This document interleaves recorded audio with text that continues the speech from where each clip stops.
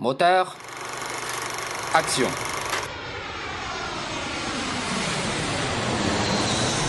אנו מכריזים בזאת על הקמת מדינה יהודית בארץ ישראל, היא מדינת ישראל. אני חוזר, אני חוזר, אני חוזר, אני חוזר. Très bon dimanche, bonjour à tous et bienvenue sur Radio Judaïka Strasbourg, le 102.9 FM et bienvenue aussi vous qui nous suivez depuis les réseaux sociaux. Vous êtes dans l'émission Sommet 67, émission diffusée aujourd'hui, enregistrée depuis la ville de Tel Aviv en Israël bien évidemment. Et avec nous notre chroniqueur qu'on retrouve après une certaine quelques semaines d'absence, Uri, bonjour. Salut David, salut à tous. Ok Uri, aujourd'hui tu vas nous parler dans ta chronique, on va parler de Tzahal aujourd'hui, on va parler de l'armée, avec cette histoire évidemment qui a bouleversé autant les politiques que les médias, cette histoire de ce jeune soldat qui a tiré sur un terroriste déjà à terre, et le soldat a été jugé, on va en parler dans un petit moment avec toi, et notre invité du jour est avec nous, une histoire en tout cas, on va la raconter. Une histoire qui a secoué les réseaux sociaux, presque une affaire médiatico-militaire, si je puis m'exprimer comme ça. Il a 32 ans, il est franco-israélien, il a remué ciel et terre, c'est un véritable parcours du combattant qu'il a réalisé. On va raconter son histoire dans un petit moment. Il veut rentrer dans l'armée à son âge. Bonjour Yoni Zarka. Bonjour. Et merci beaucoup d'avoir accepté notre invitation. Avec grand plaisir. Alors dans un petit moment, on va juste rappeler les faits et raconter ton histoire. En attendant, l'émission de Sommet 67 commence maintenant.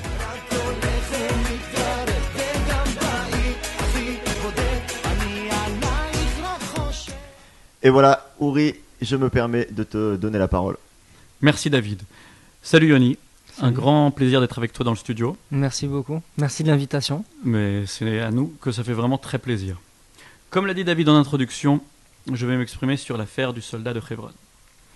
Jeudi 24 mars, soit il y a 2 semaines, plus ou moins, 2 terroristes palestiniens tentent de poignarder un soldat à Tel Romeda à Hebron. Ils parviennent à le blesser légèrement. Réaction immédiate des forces de sécurité sur place, les terroristes sont très rapidement neutralisés.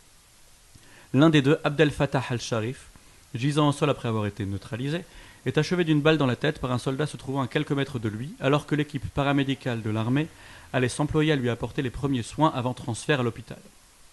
Le soldat a-t-il agi dans le cadre de la légitime défense, ou simplement par pulsion ou par haine? Il est évident qu'il a plaidé la légitime défense, arguant du fait qu'il fut pris d'un doute quant au fait de savoir si le dit terroriste était muni d'une charge explosive qu'il s'apprêtait à déclencher. Dans la guerre contre le terrorisme, il y a certes des règles, mais leur application sur le terrain peut s'avérer extrêmement complexe. Au final, la règle qui prévaut, peu importe les conséquences médiatiques, est la suivante, c'est lui ou moi, et parfois ou nous. Certains soldats, soucieux de l'application du protocole d'engagement du feu, ont déjà payé de leur vie lors d'un simple contrôle d'identité face à un terroriste déclenchant sa ceinture dissimulée sous sa veste, d'autres en gardent des séquelles à vie. Mais des témoignages de soldats présents sur place lors de l'événement du 24 mars à Hebron affirment que le soldat agit par pulsion. Voyant le terroriste à terre, encore en vie, il aurait dit « Il est encore en vie, il mérite de mourir », avant de charger son arme et de l'achever en lui logeant une balle dans le crâne. Depuis qu'il s'est produit, cet événement est au cœur du débat public. Il divise la classe politique, les responsables militaires, la population dans son ensemble. L'institution judiciaire militaire, qui tient à ce stade le rôle principal, tente de rester unie. Elle occupe une position extrêmement délicate. Comment traiter un soldat qui achève un terroriste? En réalité, non, pas si délicate que ça. Un soldat qui descend un terroriste juste avant que ce dernier ne commette son attentat agit dans le cadre de ses prérogatives selon les règles de l'art. En revanche, un soldat qui achève un terroriste au sol, alors qu'il était clair qu'aucun doute n'existait sur le fait que ce terroriste ne constituait plus une menace au moment où la balle quitte le chargeur pour se placer dans le canon, et encore moins lorsqu'il appuie sur la détente, commet un meurtre. C'est ce qui a été décidé par le tribunal militaire en charge de l'affaire. Pourquoi donc une telle division dans le pays sur cette histoire? Parce que cela fait des mois que des attaques au couteau sont commises par des terroristes palestiniens, arabes israéliens, et qu'une partie de notre population considère que la seule chose qu'ils méritent, c'est la mort. Sauf que, chers amis, Israël est un état de droit, et qu'il n'appartient en aucun cas aux individus de se faire justice eux-mêmes. D'autant plus que la peine de mort, instaurée pour l'unique cas d'Eichmann, n'existe pas dans le corpus juridique israélien. Particulièrement dans le cas d'espèce où l'auteur des faits est un soldat, car agissant en uniforme, dans le cadre de ses fonctions, Qui plus est, lors d'une opération militaire, il représente l'institution de Tsahal, l'armée de défense, en majuscule et en gras, d'Israël. En intégrant les rangs de Tsahal, qu'on soit de droite ou de gauche, on doit se plier aux règles qui gouvernent l'institution militaire. Les débats sont libres, très ouverts, mais sur le terrain, on n'agit pas selon ce qu'on entend à la maison depuis qu'on est petit. On se comporte d'après les règles fixées par une armée d'un état de droit qui, entre autres, et en toute logique, non seulement autorise, mais exige de se défendre ou de prévenir un danger imminent, mais ne donne pas le droit d'achever de sang-froid un individu gisant au sol, sur le point d'être pris en charge par les paramédics. Plusieurs responsables militaires ainsi que de hautes figures politiques, eux-mêmes anciens militaires de carrière, ont affirmé ces derniers jours que ce soldat ne s'était pas comporté selon les valeurs de Tsahal. Car oui, cher poteau du BDS et d'ailleurs, l'armée de l'État occupationniste a des valeurs. L'unité éducative de l'armée a mis en place, depuis l'événement, dans toutes les unités, des ateliers d'affûtage, de perfectionnement, de recentrage des valeurs de Tsahal. Gadi Eisenkot, chef d'état-major de Tsahal, considère que les soldats ne comprennent pas toujours de manière claire, pourtant écrite noir sur blanc, les valeurs de l'armée. Il s'est exprimé dans le sens d'un recadrage de ces règles. Si nous n'instaurons pas nos règles en tant qu'armée, en tant qu'institution, nous perdrons le combat. Merci beaucoup, Uri. On voit que tu as travaillé dans le département de justice de l'armée, c'est ça? Un petit peu, oui. Un peu. Voilà, on voit d'où tu as pris ton inspiration. Justement, on parle de l'armée avec nous, comme on le disait en début d'émission. Yoni Zarka est avec nous. Yoni, ton nom est connu dans le public francophone, dans le milieu des communautés juives aussi, puisque tu as secoué le milieu médiatique et tu as remué ciel et terre pour pouvoir, à ton âge, donc tu as 32 ans si je ne me trompe pas. Je viens d'avoir 33 ans il y a 2 mois. Ah bah Mazal 2-3 Tov, mois. alors en retard. Donc 33 ans. Et tu veux t'engager dans l'armée d'Israël, dans Tsahal, dans les forces armées en tout cas. Exact. Est-ce que tu peux juste nous rappeler d'où tu viens et qui tu es? Alors j'ai 33 ans, j'ai grandi donc en banlieue parisienne, je viens de France. J'ai fait mon alia il y a un peu plus d'1 an. 1 an et 3 mois et des poussières. Et donc je suis venu immigrer en Israël par rapport à une certaine idéologie, donc par rapport au sionisme. Et donc j'habite à Tel Aviv maintenant un peu plus d'1 an. Et qu'est-ce que tu as fait avant? Alors qu'est-ce que j'ai fait avant? Donc je suis arrivé en Israël, j'ai fait de l'ulpan pendant 5 mois. J'ai travaillé ensuite dans un restaurant en tant que serveur à la plage, à côté de Yafo. Je tenais en même temps des cours de sport, puisque j'étais dans le domaine sportif en France. Ensuite, qu'est-ce que j'ai fait d'autre? Ensuite, ça a été direction base militaire de Tel HaShomer pour protester. Et c'est là où l'histoire, en fait, elle a commencé. Alors justement, on sait qu'à l'armée, à partir de 26 ans, on est dispensé de service militaire. Entre 22 ans et 26 ans, on est autorisé à faire, on est obligé de faire 6 mois d'armée ou plus. Les règles viennent de changer avec le nouveau Ramatkal Gadi Eisenkot. Si on arrive à partir de 22 ans en Israël, on ne doit plus du tout faire d'armée.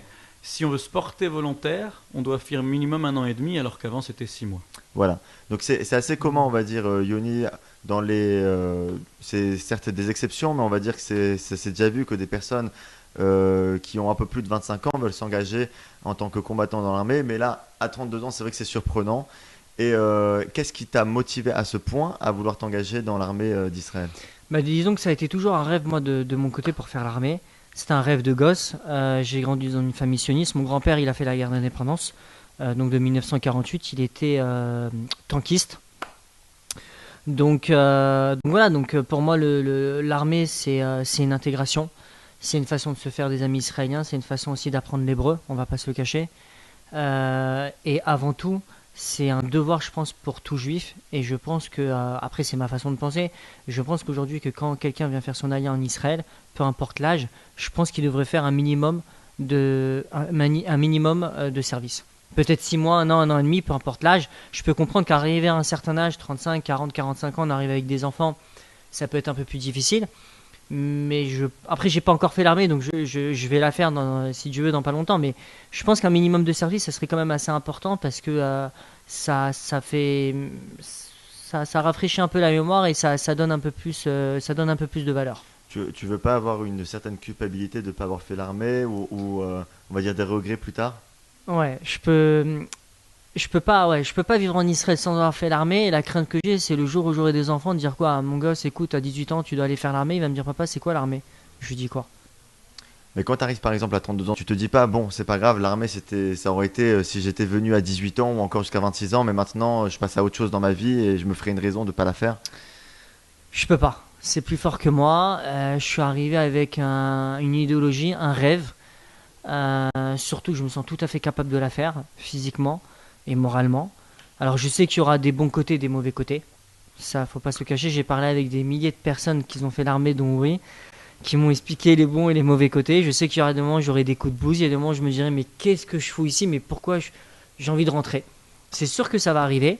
Mais voilà, aujourd'hui, si je fais l'armée, c'est pour, en gros, me taper un peu pour les gens qui vivent ici.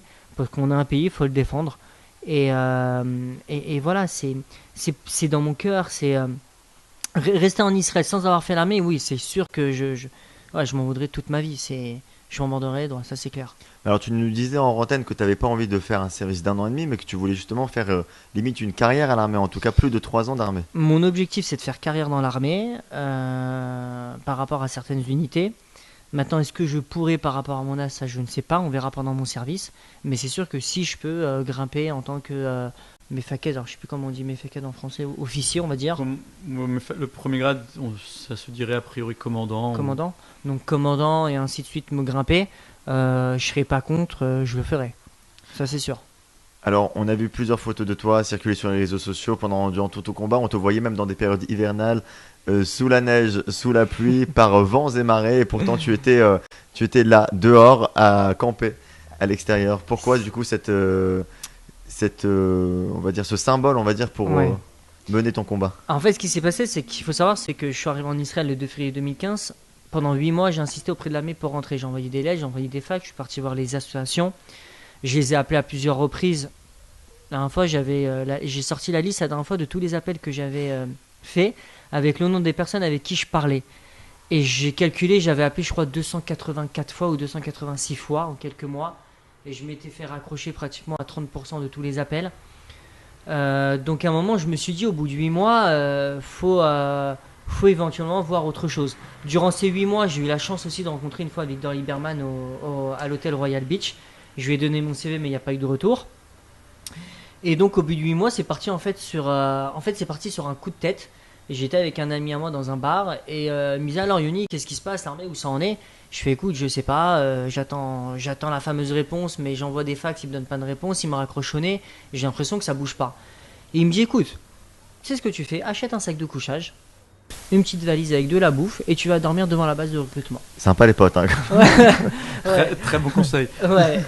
Et du coup, j'ai fait, je fais, mais je peux le faire. Il me dit, oui. Il me dit, de toute façon, au pire, si tu vas au commissariat, tu vas pas rentrer en prison. Je fais, écoute, ouais, t'as raison. Je suis allé, vas-y, pourquoi pas. Et en fait, je l'ai fait. Et quand je l'ai fait, je suis parti avec un carton. Où sur carton, j'avais écrit en fait mes revendications, si on peut dire ça. Yoni, 32 ans à l'époque. Je veux m'engager à l'armée. Je viens de France, unité combattante. Et j'avais précisé, je dormirai ici tant que je rentre pas à l'armée. Et t'as tenu parole. Et j'ai tenu parole, puisque quand j'ai ramené ce carton-là, j'ai fait une vidéo qui a duré 3 minutes que j'ai mis sur Facebook. Où mon objectif, je me suis dit, c'est qu'un commandant sorte de la base pour venir s'adresser à moi et me dire, ok, on va t'écouter, rentre dans mon bureau, dis-moi pourquoi tu veux faire l'armée. Moi, le but, c'était en fait un officier vienne me voir et que j'ai un entretien avec lui, que je me dise, voilà, je vais tout balancer, ça passe ou ça casse. J'ai fait cette vidéo, on l'a mis sur Facebook, ça a commencé à faire du buzz la première journée, en sachant que moi, j'avais enlevé le Wi-Fi parce qu'il n'y avait pas de... Enfin, il fallait que j'économise de la batterie. Et du coup, en fait, arrivé 18h-19h, la base ferme, donc c'est une base aussi de non-combattants, on va dire, parce que c'est une base de recrutement, et tout le monde part, et moi je reste. Et donc je reste en sachant que je sors de la base, je prends mon sac de couchage, je le déplie, je commence à manger mes sandwichs au thon que j'avais fait le matin même, et là les soldats ils me disent tu vas vraiment dormir ici? Je dis oui. Je dis pourquoi? Je dis je dors ici tant que je rentre pas à l'armée. Et j'ai pris une photo. Et c'est cette photo en fait qui a tout déclenché. Quand j'ai pris cette photo, j'étais allongé par terre, mon sac de couchage, un bonnet, parce que c'était au mois de décembre. Donc c'est pas le froid de Paris, mais il faisait, je pense... C'est un froid désagréable, très humide. Ouais, humide, il pleuvait, il y avait du vent, c'était pas vraiment agréable. Mais je me suis dit, allez, je dors ici. Et j'ai pris cette photo, j'ai mis sur Facebook. Et le lendemain, je me suis levé, et là j'ai fait, waouh. Je crois que en fait il y a un gros buzz qui est en train d'être fait de ma part. Et j'ai vu la photo, elle avait fait, déjà elle avait été partagée par des centaines de personnes. La journée, en sachant que j'avais reçu beaucoup de demandes d'amis de la part de soldats qui étaient directement dans la base, ça avait commencé à parler de moi. Et le matin, quand je me suis levé, j'ai vu, il y avait des centaines de partages, des milliers de likes, des demandes d'amis, de 150 amis, je suis passé à 1050 amis en 72 heures. À la chance. Ouais. Et donc voilà, donc je me suis dit, waouh. Et après, voilà, il y a eu les journalistes qui m'ont contacté, donc les médias israéliens. Et le premier journal, c'était en fait Israël Hayom. Et la petite blague, c'est que quand ils m'ont contacté, ils m'ont posé 3 questions. Ils m'ont dit, pourquoi tu veux. Non, ils m'ont dit. Donc 3 questions. Ils m'ont dit, d'où tu viens, pourquoi tu veux faire l'armée, et combien de temps tu vas rester à Tel HaShomer. J'ai répondu. Et par rapport à ça, ils ont fait un article. Et je pensais que ça allait être un article en fin de page, 3 questions. Je me dis, bon, c'est 10 lignes. Ils prennent des photos de moi sur Facebook, j'avais donné l'autorisation. Et du coup, ils me font première page le lendemain. Et là en fait, c'est là où en fait, ça s'est propagé chez les autres médias. Et j'ai dit Yediot Aharonot qui m'a appelé. J'ai eu, après la télé qui est arrivée, j'ai le chanteur Hatzel de Subliminal. On a fait une vidéo ensemble qui a fait en fait 230 000 vues. Ce qui est énorme pour un petit pays comme Israël. J'ai eu des médias français qui m'ont appelé, l'AFP. Ah, j'ai répondu. Quand même. ok. Ils m'ont dit on aimerait faire quelque chose sur toi, ton incroyable histoire. J'ai tout simplement répondu en disant je pense qu'en Israël, Yoni Zarka c'est pas le centre du monde, c'est pas la priorité pour Israël. Il faut plus traiter le problème des attentats sur tout ce qui se passe en ce moment que l'affaire de Yoni Zarka. Yoni Zarka, on va essayer de comprendre juste après la pause musicale tout ce déferlement médiatique et où est-ce qu'on en est, où est-ce que tu en es aujourd'hui dans ta démarche. Alors pour notre pause musicale du jour, on a pris une chanson de circonstance, Mahar Ani Babait, c'est le titre de la chanson. Demain, je suis à la maison. Finalement, une chanson qui prend vraiment tout son sens quand on est à l'armée et qu'on n'a qu'une envie, c'est de retourner à la maison. Et je vous présente la version de Omri Sabah.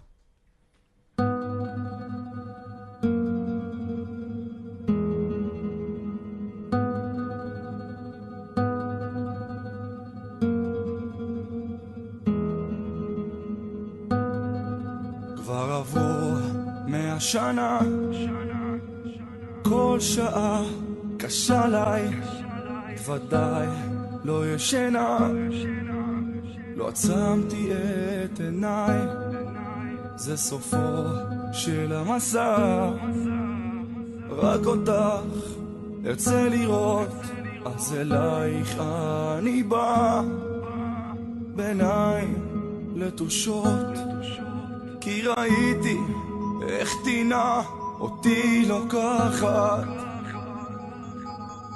למקום שבני אדם איבדו הכל. חכי לי שאחזור, מחר אני בבית, נמאס לי לתקן עולם בארץ יריבה.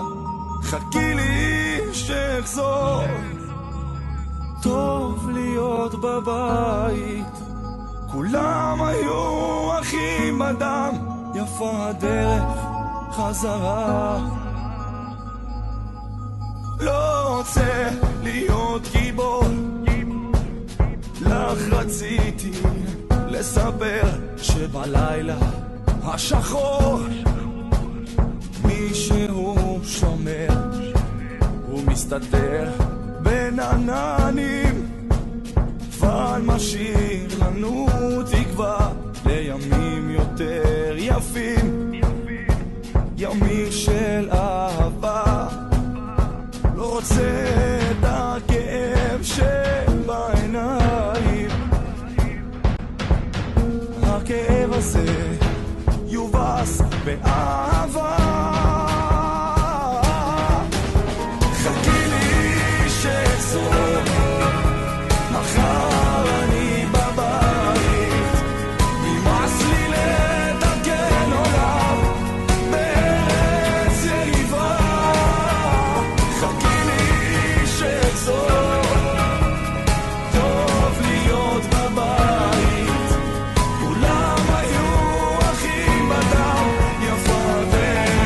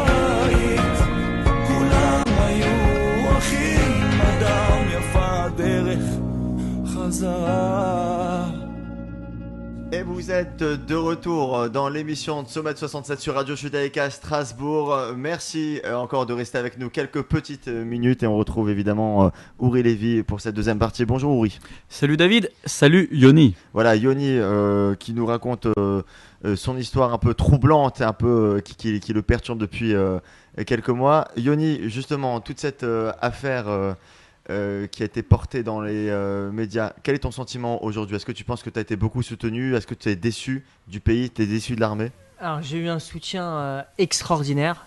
Je ne m'attendais pas à ce soutien. J'ai eu un soutien où, en fait, dès que je suis arrivé là-bas, j'ai commencé à dormir sur place. Il y a eu tous ces soldats qui m'ont dit écoute, on va s'occuper de toi. On va te donner, si tu as besoin de couverture, de matelas, enfin matelas, si on peut dire des matelas à l'armée. On va s'occuper de toi, on va te donner des matelas, des couvertures. Comment ça t'habituer quoi? Sac de couchage. Et ils m'ont dit, bien évidemment, si tu as besoin de manger, ben on va te donner à manger. Et tous les jours, en fait, j'ai mangé gratuitement. Il y avait des restaurants en face de la base. Et ils m'ont dit, tu viens, on te donne à manger tous les jours gratuitement, matin, midi, soir. Mais non. Wow. Et ouais, ça a été la même chose. ça a été un soutien de dingue. Après cette semaine, en fait, donc à la fin de la première semaine, j'ai eu Oren Khazan, qui est un député du Likoud, qui est venu me voir en fait à la base de recrutement et qui m'a dit voilà, j'ai besoin de raconter ton histoire. Il me dit ton histoire me touche. Elle est folle, elle est sioniste, elle est touchante. Je veux que tu viennes à la Knesset voir Bibi. Et là, j'ai fait non mais attends, je veux être soldat. Je suis pas politicien. Et il m'a dit non mais il me dit là, le coup de buzz que tu as fait, ça dépasse de tout. On parle de toi déjà à la Knesset. Et je me suis dit bon, allez, let's go, c'est comme ça, c'était mon histoire. Yoni, vas-y. Donc je suis parti à la Knesset la semaine d'après, j'ai vu Bibi, Benjamin Netanyahu, avec Oren Khazan, je lui ai expliqué mon cas. Il y a eu certaines phrases qui se sont échangées pour faire avancer mon dossier. Et c'est là où j'ai commencé en fait à passer les entretiens avec les officiers de l'armée. Déjà à ce stade. Déjà à ce stade, c'est-à-dire après avoir vu Benjamin Netanyahu, il y a eu un premier entretien qui s'est passé avec un officier dans la base militaire. Donc cet entretien s'est bien passé. Suite à ça, j'ai eu certaines promesses comme si tu quittes Tel HaShomer, on te donne ton entrée à l'armée, donc la base de recrutement. J'ai quitté Tel HaShomer pour prouver que j'étais prêt aussi à accepter des ordres, mais j'ai pas reçu mon entrée à l'armée. Au bout de 3 semaines, j'ai rien reçu. T'es retourné camper. Alors je suis retourné camper, mais quand au bout de 3 semaines j'ai eu la réponse, on m'a dit ton dossier maintenant il est directement à la Kiria, donc la Kiria c'est le QG de Tsahal, où il y a le chef d'état-major qui y réside, où son bureau est là-bas. Et j'ai dit d'accord, c'est simple, où est la Kiria? On m'a dit c'est à Tel Aviv. Et en fait c'est à 500 mètres de chez moi. Voilà, j'ai dit c'est impeccable. J'ai pris ma valise le lendemain, enfin ma petite valise avec l'alimentation, mon sac de couchage. Et les cartons. Et le carton. Carton j'avais refait parce qu'il était quand même assez abîmé avec la flotte, parce que j'ai dormi quand même sous la flotte, faut pas oublier. Ah ouais. Et je suis parti dormir 1 mois complet devant le QG de Tsahal, où pendant 1 mois, j'ai eu aucun entretien, personne ne voulait entendre parler de moi. J'ai eu toujours ce soutien des restaurants, bien évidemment en face du QG de Tsahal qui m'apportait à manger tous les jours. J'ai dû prendre 2-3 kilos à cause des hamburgers que j'ai pris aussi. J'ai eu, pendant que je dormais aussi au QG de Tsahal, il faut savoir que en fait, le QG de Tsahal, il est au centre-ville de Tel Aviv. Donc en fait, j'ai touché aussi maintenant les civils israéliens. J'ai touché l'armée dans un premier temps, ça s'est propagé chez les civils, mais là j'étais carrément dehors. Donc je croisais des soldats et en même temps des civils. Et donc pendant 1 mois j'ai dormi dehors et au bout d'1 mois j'ai passé un entretien avec quelqu'un de très haut gradé dans l'armée qui est numéro 2 de Tsahal et un entretien qui s'est bien passé. Et justement par rapport à cet entretien, 1 mois et demi après, j'ai reçu la réponse finale. Est-ce que tu penses juste qu'il y a eu de la récupération politique derrière ton histoire? Il y a toujours de la récupération politique. Ça, c'est sûr, je suis persuadé. Maintenant, est-ce que c'est une bonne récupération politique? Je ne sais pas. Je pense qu'il y a eu une récupération politique, mais je pense en même temps que mon histoire a touché certaines personnes. On est dans un pays où aujourd'hui, il y a beaucoup de personnes qui fuient l'armée. Alors beaucoup, c'est pas 50-50, mais il y en a. C'est une certaine catégorie de la population, on va dire, comme par exemple les religieux, certains religieux, pas tous, certains religieux très religieux ne veulent pas faire l'armée par rapport à leurs convictions et par rapport à leur façon de poser. Je critique pas, c'est un choix, c'est leur décision. Donc ouais, il y a eu de la récupération politique et en même temps les gens ils se sont dit, avec le recul aujourd'hui, parce que au final j'ai eu une réponse positive, mais avec le recul, il y en a beaucoup, ils m'ont dit Yoni, t'as donné une leçon de sionisme à l'État d'Israël. Et la première personne à me l'avoir dit, c'était le vice-président du sionisme mondial, à qui j'ai parlé au téléphone, qui m'a dit ça. Et, ouais, et au début, quand il m'a dit ça, c'était au bout d'une semaine que j'étais à Tel-Chomer, et j'ai pas voulu y croire, je me suis dit non, Yoni, il te dit ça pour te lancer des fleurs. Donc, après maintenant, avec le recul, avec le nombre de personnes avec qui j'ai parlé, des soldats, des officiers, est-ce que j'ai donné une leçon de sionisme à Israël? Après ton parcours, après ton service militaire, tu pourras le dire. Ouais, après mon service militaire, ouais. Mais ouais, peut-être, je sais pas, je me pose pas trop la question sur ça. Est-ce que tu penses pas que toute cette histoire-là, elle a pris une ampleur démesurée, ou est-ce que juste sa juste valeur après, elle a... C'est une super bonne question. Honnêtement, je sais pas. Est-ce que c'est parti trop loin? Est-ce que alors là, déjà, honnêtement... ça t'a peut-être permis tes soutiens et tout le relais médiatique qu'il y a eu, ça t'a permis peut-être d'obtenir ton enrôlement à l'armée à l'heure d'aujourd'hui. Ouais, c'est sûr que si j'aurais pas eu le soutien de la population, le soutien des soldats, Facebook, les médias, je serais pas rentré. Et surtout, est-ce que je serais resté 1 mois et demi dehors sans soutien? Comme je dis souvent, il y a des soldats qui me disent mais comment t'as fait pour tenir? Je dis bah c'est simple. Toi t'as fait combien de temps d'armée? 1 an et demi, 3 ans? Comment t'as fait pour tenir? Ils me disent oui, le soutien. Je dis bah moi c'est pareil. J'étais pas soldat, mais on me considérait comme soldat parce que le matin quand on venait me lever, on me disait ah t'as Gibor, t'es un héros. Et quand les soldats me disaient ça, je me souviens au début, j'acceptais pas. Je leur disais mais je suis pas un héros, parce que le Yoni Zarka qui dort dehors, si un terroriste qui vient pour me tuer, je fais qu'est-ce qu'il fait Yoni? Il fait rien. Yoni il a pas d'arme, il est avec son carton. Et qui va me défendre? Non mais c'est vrai, qui va me défendre? C'est le soldat. Donc je lui dis c'est toi le héros, c'est toi la légende. Je fais peut-être là, je marque les esprits, peut-être je fais bouger les choses, mais Yoni pour l'instant il est rien. Et je le pense encore. Maintenant, si Dieu veut, je vais rentrer à l'armée. Est-ce que je suis un héros ou pas? Je serai un héros comme tout le peuple d'Israël qui a fait l'armée. Quel est ton état d'esprit maintenant après avoir mené ce combat, avoir enfin eu la possibilité de passer ton Tsav-Rishon, donc le premier appel à l'armée, même le deuxième appel à l'heure où l'on enregistre, d'avoir retrouvé aussi ta chambre et ton lit? Quel est ton sentiment? Je suis heureux d'avoir retrouvé mon lit avec un petit chauffage au chaud. Et mon sentiment, je regrette rien. Bien évidemment, je suis pas déçu de l'armée. Je peux comprendre qu'ils avaient des touches, je peux comprendre qu'il y a des lois. Et heureusement, parce que s'il n'y aurait pas de loi en Israël ou dans l'armée, ça serait quand même un sacré bazar. C'est la seule démocratie du Moyen-Orient. Ça, faut pas l'oublier. Et donc l'image que j'ai, je suis très content de rentrer à l'armée. Je vais donner le maximum de moi-même. Je vais montrer en même temps à beaucoup d'officiers, parce qu'il y avait des officiers qui étaient contre et d'autres pour, qu'aujourd'hui on peut avoir 32, 33, 34 ans et tout à fait faire l'armée et tout à fait recevoir des ordres de gamins de 18, 19 ans. Donc, c'est vrai, mais ce qui est difficile, c'est vrai que quand on est à l'armée, et surtout quand on arrive à ces âges-là, c'est la difficulté du coup de se dire que maintenant ta vie, elle dépend de l'armée, que c'est l'armée qui décide de qu'est-ce qu'on va faire avec toi, que si tu veux passer le bal aujourd'hui, si tu dois passer toute la journée en cuisine, ou si tu dois passer toute la journée à faire des gardes, ou à pas sortir le Shabbat, c'est eux qui vont décider de ça, et tu rentres du coup dans le système de l'armée. Est-ce que ça t'appréhende pas? Non, parce que alors j'appréhende pas. Non, je l'appréhende pas. Maintenant sur place, comment je vais réagir, je ne sais pas. Je pense que je réagirai bien. Moi, la seule chose, qui me fait un peu peur, quand je dis peur, c'est la seule chose où je me dis, je pense qu'il faudrait que je prenne sur moi-même, c'est le côté où enfermement. T'es enfermé dans la base, tu bouges pas. Vous avez fait l'armée, donc voilà. Donc je pense que c'est ce côté-là où à un moment j'aurais peut-être un peu envie de sortir, de respirer un coup. Moi, je voyais souvent Johan ou Dan, enfin des très bons amis à moi qui m'ont conseillé justement et qui m'ont aidé. Et je les remercie au passage. Ces personnes-là qui m'ont dit, tu verras, ça sera dur. Mais ils m'ont dit, quand tu sortiras, tu verras que tu feras la fête, mais comme un dingue. Tu vas plus apprécier. Tu reprends le goût à des moments tout à fait simples de la vie. Exactement. Merci du mot. Ouais. De la phrase. C'est ça, c'est exactement ça en fait. C'est ça. C'est ça. Et c'est quand tu sors de temps en temps de la base que tu te rends compte de ce que tu fais. Yoni Zarka, pour reprendre tes propos, c'est une belle leçon de sionisme que tu donnes aussi à nos auditeurs qui nous écoutent sur Radio JTK à Strasbourg. Merci beaucoup, comme on dit en hébreu, Shirut Kal. service facile et agréable et que ça passe rapidement, que ce soit une bonne expérience pour toi. En tout cas, tu as notre total soutien, Merci vraiment beaucoup. du début à la fin et on te suivra. Hein, Avec plaisir. On viendra t'interviewer à la base s'il Avec le faut. grand plaisir. pas de souci. En tout cas, Betzlacha, bon courage pour la suite. Merci en Merci. tout cas encore une fois d'avoir accepté notre interview dans l'émission Tsomat 67 sur Radio Judaïka Strasbourg. Quant à vous, on se retrouve très bientôt.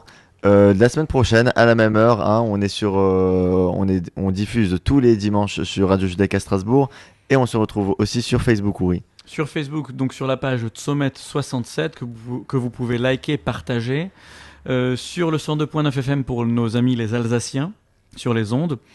Et sur YouTube. Et sur YouTube également. Donc le dimanche à midi heure française, 13h heure israélienne.